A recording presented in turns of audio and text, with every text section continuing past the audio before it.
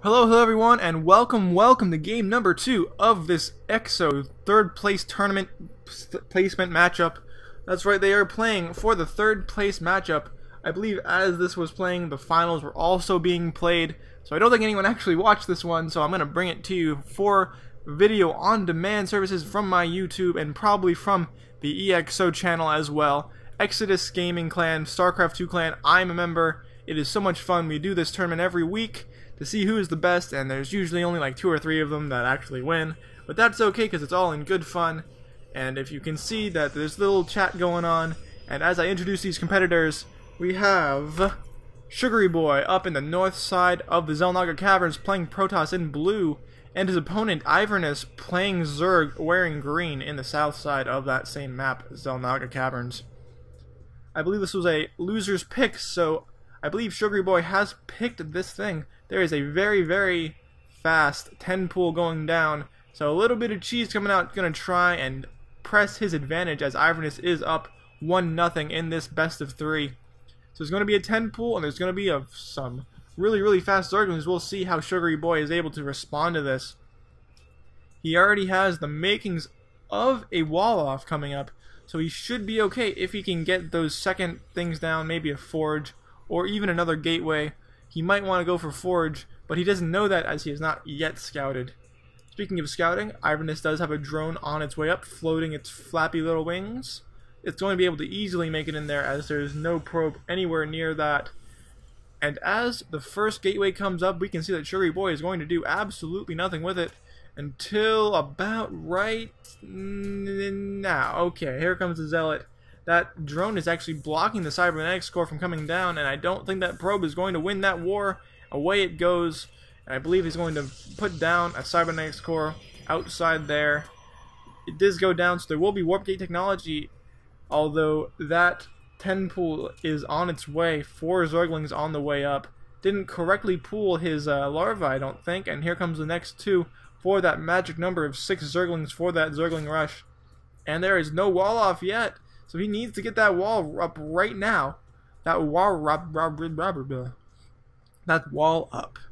And he's not doing it. He's actually leaving. He sees the Zerglings now, but they're going to run straight past the Bob. If they know it's good for them, they're not actually going to do that. Oh no, down go the Zerglings. But that Bob will actually go down. Bob the Zealot, for any of those who don't know who Bob the Zealot is, you haven't watched enough Lag TV, which you should. Life's a Glitch TV at YouTube. Everyone watch it. It's great. They support D2D, and D2D supports them. And since I'm a member of eXo, which is out of D2D Gamer, I'm always going to put in a plug for them because they are just so much fun to watch.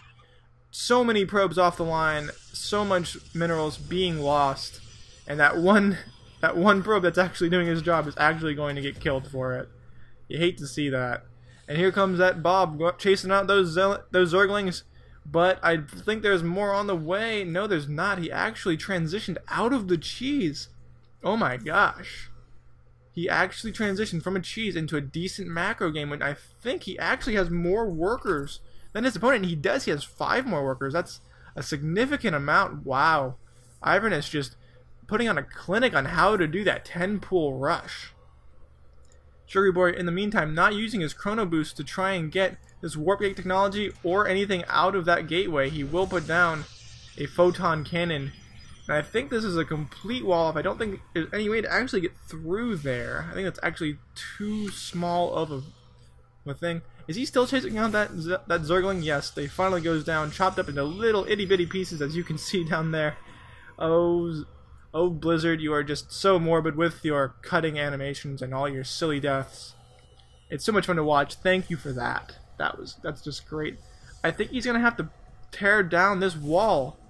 He's gonna tear down the forge because he's gonna tear down the pylon first. No, don't tear down the pylon. Just go to the forge. Ivernus is saying that his macro slipped in that 10 pool rush, but he is still well in the lead. And Sugareeboy is just kind of scrambling to get back. I might try to get some gateways and some pylons. Down goes the gateways. I think he might go with like some DTs. He needs to do something. He needs to get that second gas. He needs to do something to get him back in the game. See, he's just so far behind. 29 to 18 workers in the lead for the Zerg player, and just there's so much macro going down on Ivernus' side, so much being done, roaches coming out, drones being produced, creep being spread, and I think there's a layer tech coming up, so there's going to be some kind of infestor play, I believe. Probably the most effective use of layer tech, not so much for Mutalisks, as those stalkers do a lot of damage, and these photon cannons as well. So I don't know, we'll have to see what's going on. Sugareeboy finally using his Chrono Boost to get out more probes. He needs to do that a few more times, but he is just so far behind. So many probes coming out. Not many probes coming out. 8, 10 drones coming out at a time for Ivernus. So his macro is just in full overdrive. So many drones. And up comes Lair, just about to finish.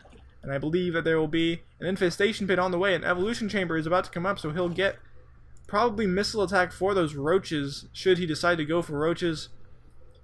That queen not injecting in time, missing his injects just a little bit. Injects down here. Oh, I see. The injects aren't exactly timed up correctly. So that's not going to help him out too much. An inject coming out for the layer. No speed for his Zergling, so he doesn't really plan on doing Zerglings too much. And here comes that Stargate for some Void Rays, I would imagine, unless he decides to just go straight up Mass Phoenix to try and kill some of those workers, which would not be the worst idea, but I believe he's going to go for Void Rays, as that is the most obvious option. Yep, there comes the Void Ray. You can see it in the thing. You can see that there's a little silhouette of a Void Ray. I love that. It's so fun. Man, Blizzard made a great game, and I am so excited for Heart of the Swarm. Ivernus getting supply blocked as I say that. The Swarm being cut down just a little bit as more Overlords are forced to be produced. Out comes that Void Ray in about 10 seconds as I say this. Is he chronoing it out? Yes, he is, so it's going to come out right about now. Bam, there he is.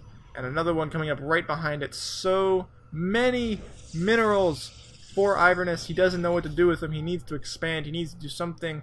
He has had absolutely no pressure on him, but there will be a very, very small force. And I don't think that's going to be nearly enough to do anything to Ivernus. Honestly, I don't know what Sugareeboy can do at this point. This might be it. I think that 10 pool did enough damage to just completely make Sugareeboy's macro slip, and he just doesn't know what to do at this point. Ivernus a little bit supply blocked, and we'll have to see what he does. With that, a hatchery coming down at the 3rd, and the rocks not going down at the 4th, the gold expansion.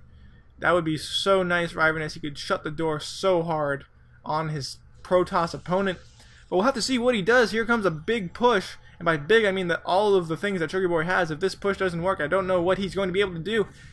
Going to use his time to pick off an Overlord. Not the worst of ideas. He could supply block his opponent, as all the Overlords are kind of in the middle. But they will be drawing the fire of these stalkers, which there's only 2 of them, but there's not enough. These roaches are going straight through them so quickly. Down goes everything. He only has 2 Void Rays and a Sentry. That forward pylon does go up, but he's only got 3 Zealots coming in. That is not nearly enough to overwhelm this massive Zerg. The Swarm is in full effect. There's no way that this Protoss units will be able to go through this. These Zealots doing absolutely no damage, getting taken out. Down goes that Sentry, and away go the Void Rays. 3 more Zealots coming in, but this is an exercise in futility right here. Albert Einstein would say that this would be insane, doing the same thing over and over and expecting a different result, but he will not get. Those roaches doing so much damage.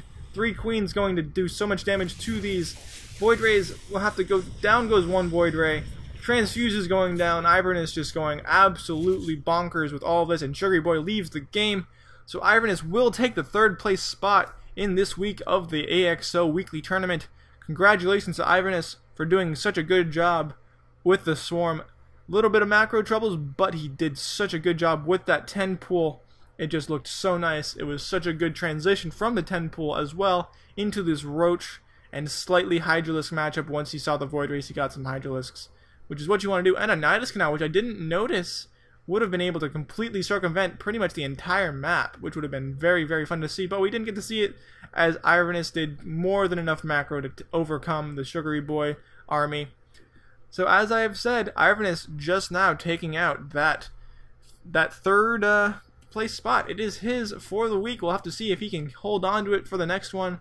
I will see you guys next time.